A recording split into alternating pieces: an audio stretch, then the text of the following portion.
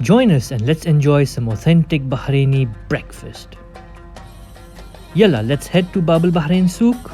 Located in bustling alleys of Manama with rich history and smell of freshly baked khabas, this place is full of nostalgia. Ensuring all safety precautions, I started my breakfast with some jibin and honey. The rich salty jibin with sweetness of honey combined with freshly baked khabas. Bismillah, bil afiyah. Just one word. Sabr. Next was some fava beans cooked in tomato sauce with scrambled eggs and cheese. This ful mudammas was definitely a hit shaker. Later I tried some dal fry and aloo gosht. Both tasted rich and delicious. And I ended my meal with a cup of karak.